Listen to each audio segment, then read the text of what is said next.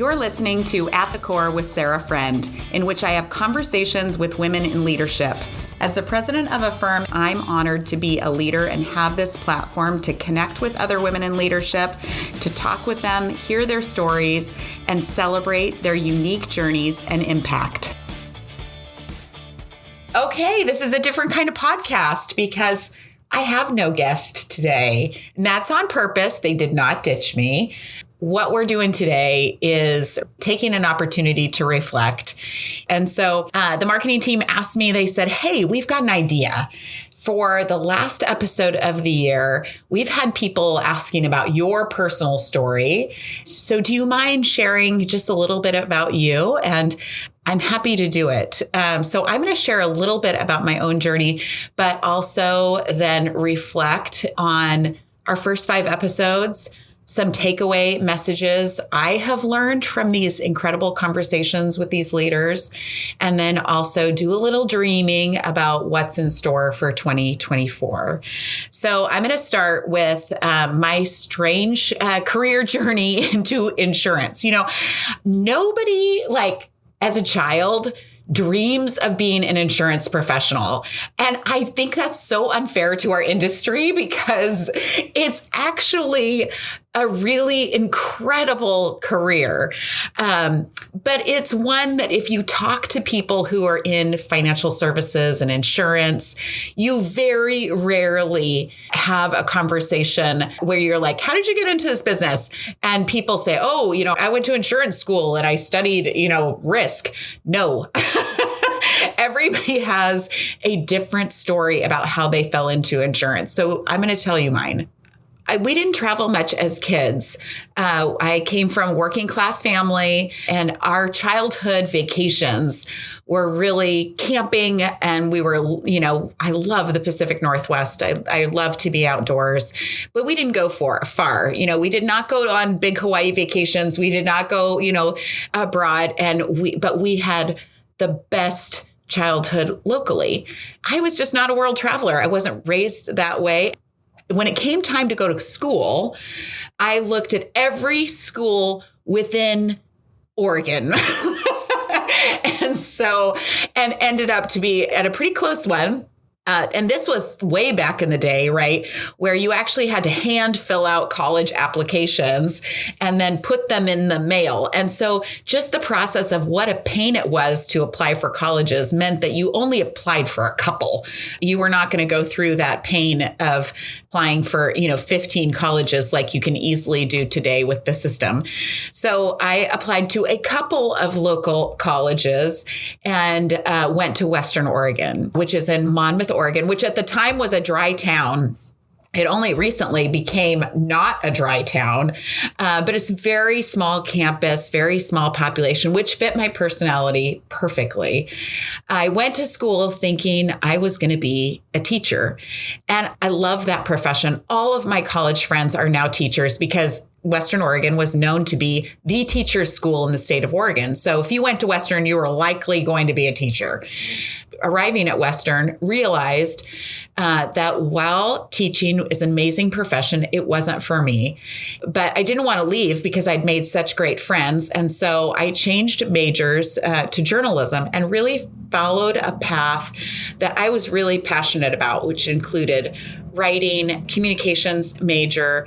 And then my new dream as a 20-year-old was that I was going to be Katie Couric. I thought that was what I wanted to be, television journalism.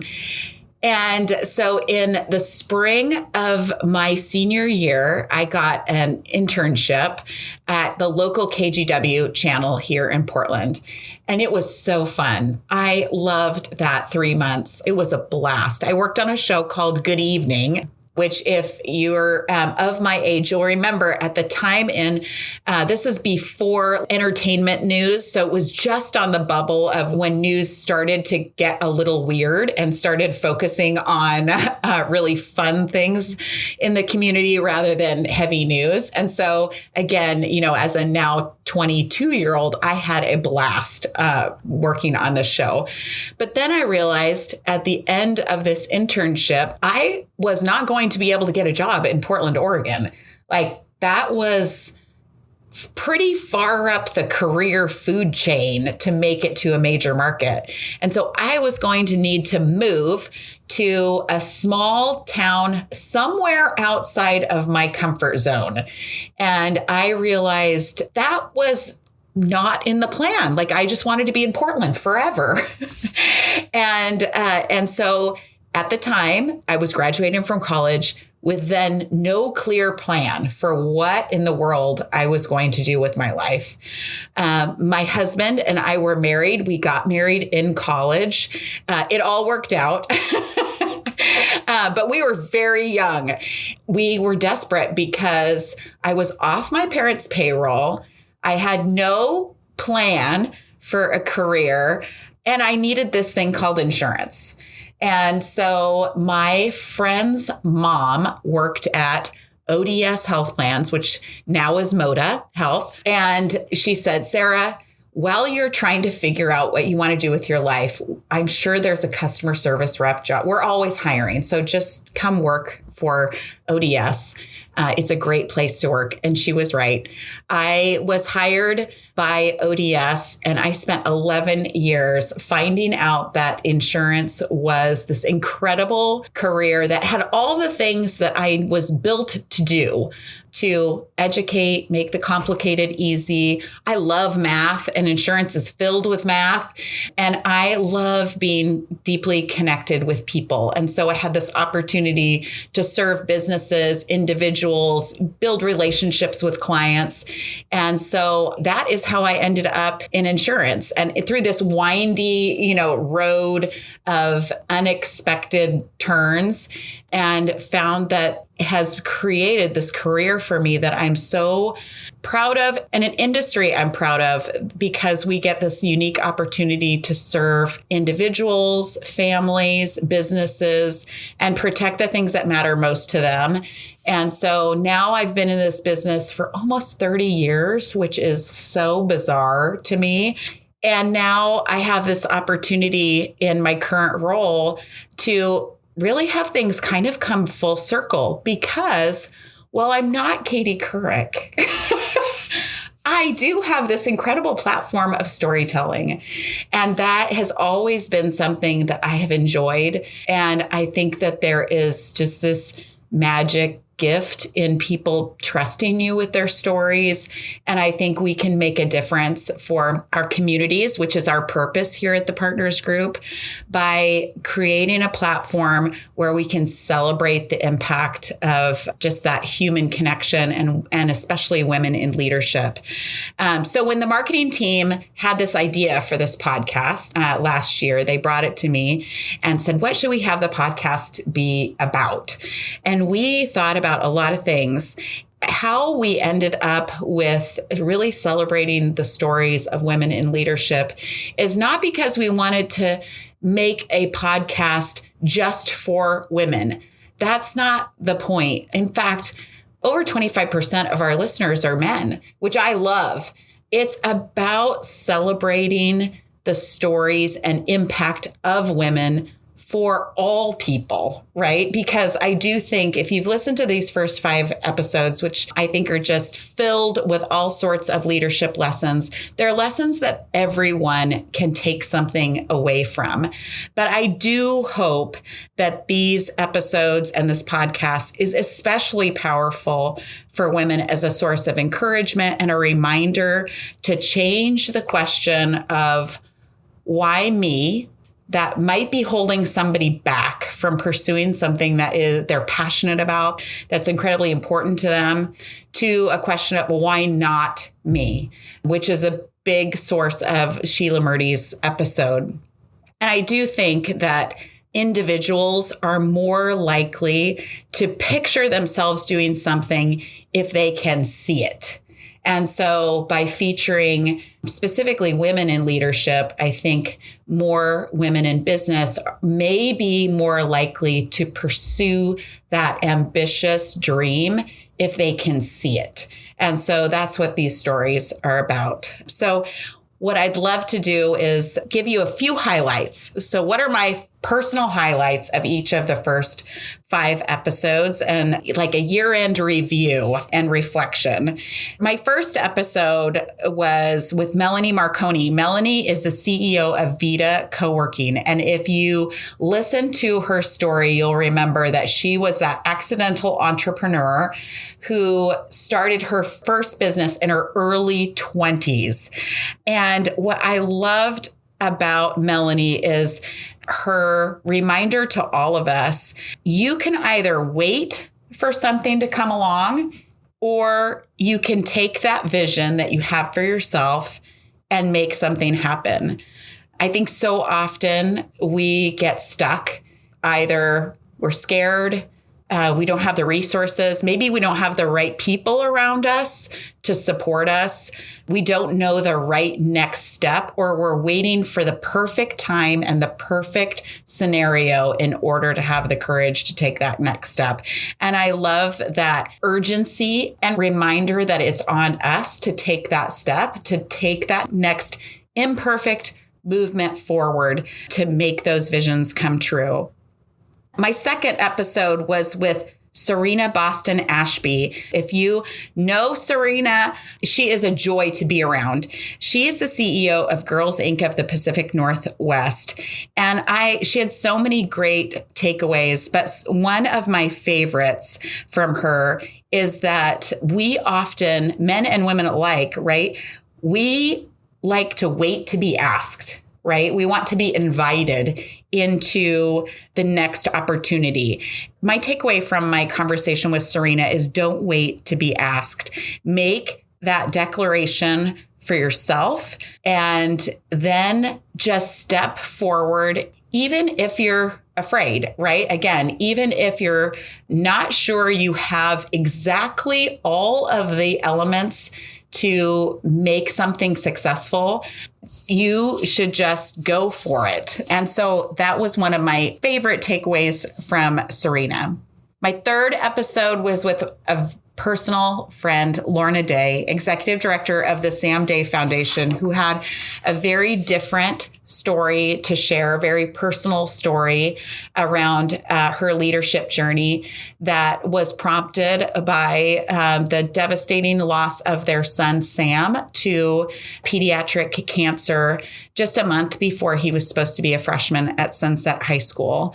And Lorna's path to her leadership journey really in terms of making a difference for other families facing this devastating diagnosis. She had so many lessons to share, but one for me from Lorna is the importance of hope. Don't be scared to be hopeful for something, even if you think that it might not happen. Hope isn't something to be embarrassed of. It's not something that's going to jinx an outcome. That every day that you have hope is 100% more tolerable than a day without it. And that you won't regret a single day of living with hope and being hopeful. My fourth episode was with a personal friend who became a personal friend from being a client. And so Sheila Murdy is the executive vice president of people and culture at Tillamook. And she is just a powerhouse and is such a connector of people. And I just really appreciate our business relationship, but more than that, our friendship. And her episode was all around embracing the unexpected, that things happen in our lives, in our careers, in ways that we don't anticipate. But her encouragement was really to try and embrace the things you didn't plan on, because maybe that turns into something amazing that you just couldn't even imagine for yourself. Like my journey into insurance. Did I dream of insurance? No. Is it an incredible career opportunity, life? Yes. I wouldn't want to be any other place than the Partners Group. And so just really that encouragement to embrace the imperfection of taking the next step, that if you wait for everything to line up and be perfect, you just may never take that next step. And then My most recent episode, the final of 2023, was an interview with Julie Woodward, Director of Forestry at Oregon Forest Resource Institute. It was so interesting. So Julie was only the second woman in Oregon to win Forester of the Year. And her story really reminded me to take advantage of the resources around you. And so whether that be mentors, whether that be allies, whether that be people who can help you create a plan for executing on an opportunity that you raised your hand for, but you weren't quite sure how you're going to get it done, that you really surrounding yourself and tapping into any resource you can possibly tap into can increase our chances of success. And don't be afraid to first raise your hand, volunteer for that opportunity that's going to stretch you, and then make sure that you're tapping into the resources and people around you to support you. So I just want to sincerely thank these amazing 5 women for trusting me to share your stories and to be a part of this first chapter of our podcast in 2023.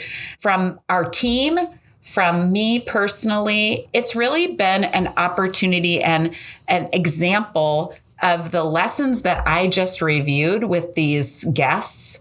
This podcast is an example of all those things, right? We didn't know how this was all going to play out. We didn't know exactly the right first step, but we did it anyways. And having 5 under our belt means that we get to march forward into 2024 with big goals and really an opportunity, I think, to make a difference for people in our community, live out our purpose, share stories of people in the community, our clients, our customers, people that we know in the community. So we are dreaming big about the stories that we want to share, and just excited about how we can continue this as a source of encouragement, motivation, and I hope inspiration.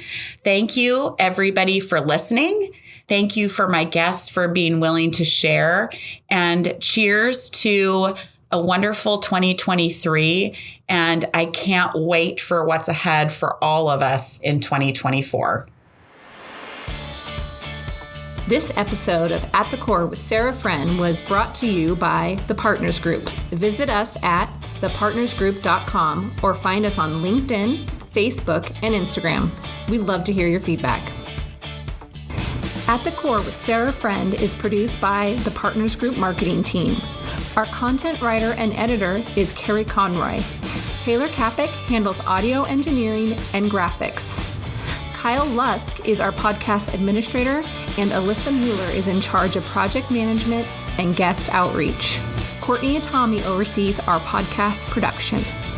Find all of our episodes at thepartnersgroup.com, as well as on Spotify, Apple Podcasts, or wherever you listen to your podcasts. Advisory services offered through TPG Financial Advisors, LLC, an SEC registered investment advisor and wholly owned subsidiary of the Partners Group, LLC.